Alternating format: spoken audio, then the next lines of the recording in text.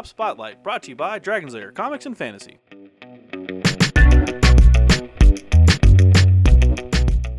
Hey everyone, I'm AdamHarry from Bull's Tabletop News with Evan from Dragon's Lair Comics and Fantasy. We're back with another Tabletop Spotlight.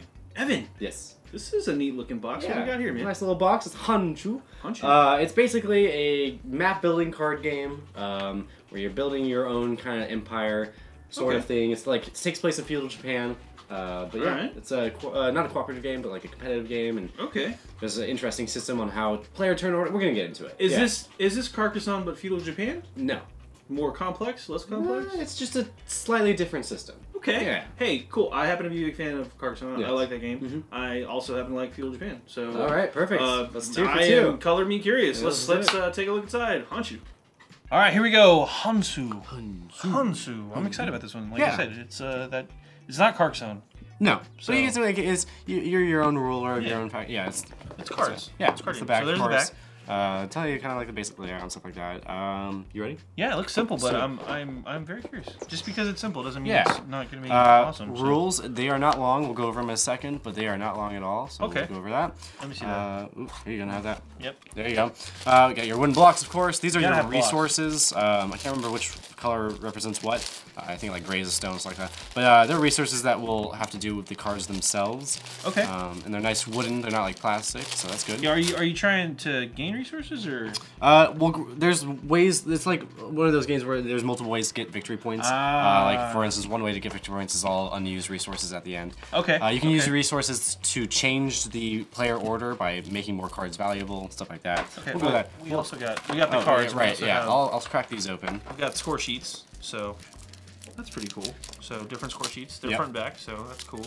And then just because we always do this, just check underneath. There's nothing underneath. Nothing underneath. That's everything. Pretty simple looking stuff in the box. So. All right. So, for instance, this is like a scorecard.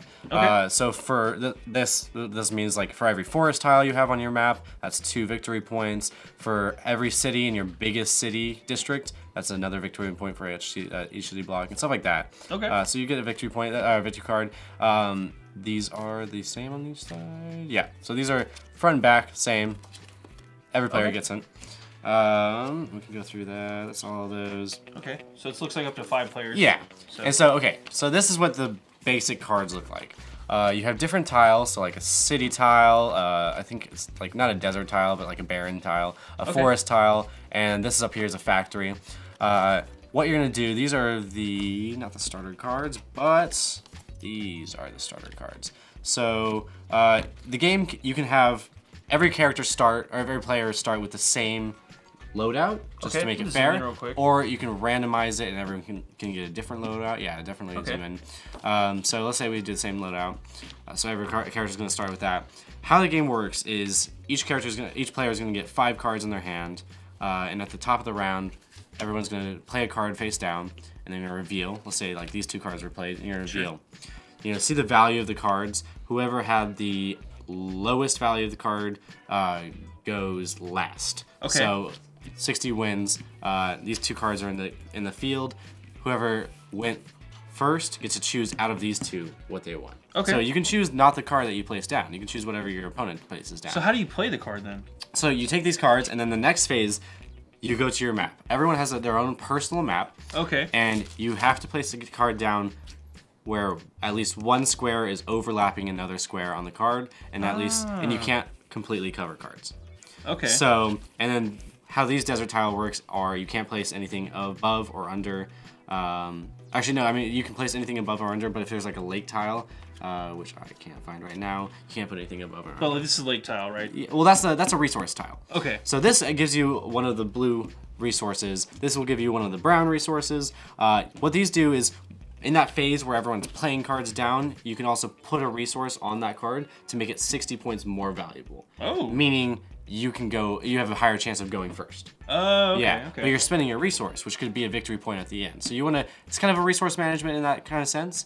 But the biggest part of the game is kind of building your land to make the most points. For instance, you want to make sure that you have a big city because they can give you a lot of points. So how you would do it, but it only counts towards one city district that's the biggest. So if I had it like this, and then I had it like that, at the end of the game,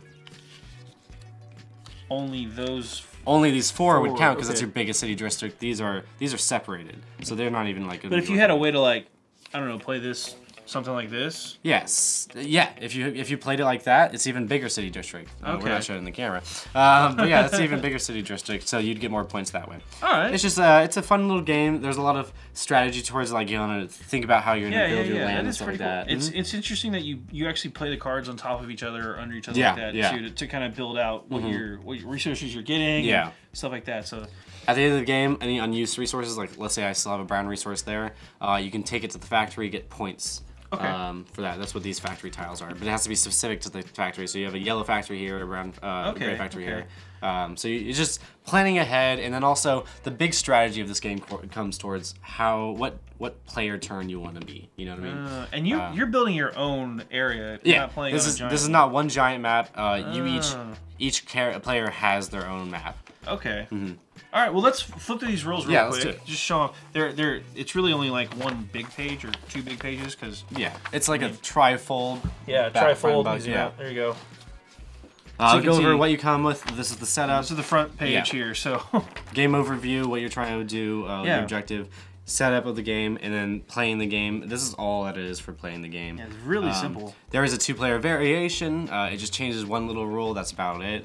Yeah. And then if you flip it on the back side, go over what each tile means, what the specific. So, like for instance, this is the lake tile, and you can't put anything above or under it. This tile doesn't count for any points, but you can put stuff above or under it, stuff like that.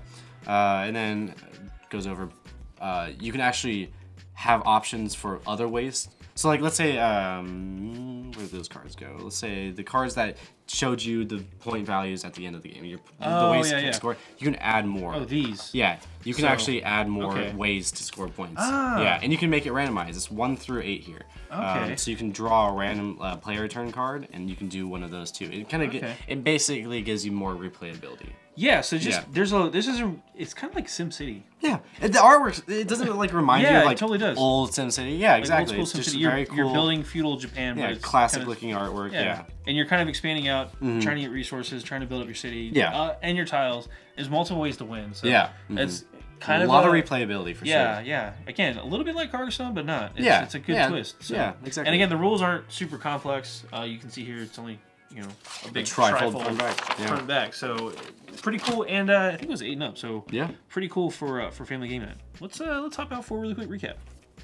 Well, that was Honshu. Pretty cool looking game, man. Yeah. I like the mechanics of it. It was interesting, like the... Yeah, you gotta really map it out and like plan ahead and sort of thing. Because we're making a map. I like how you have to like figure out like strategically, I want to play this card, but it's gonna affect the turn order and things like that. But like the value of the card, and you want to be the one who gets that card. It's an interesting way to do things. I like it. Yeah. It is not Carcassonne set in feudal Japan. It is a different take on things. And good spin on things. So pretty cool stuff. Plus the artwork is fun. Yeah. So I always like that.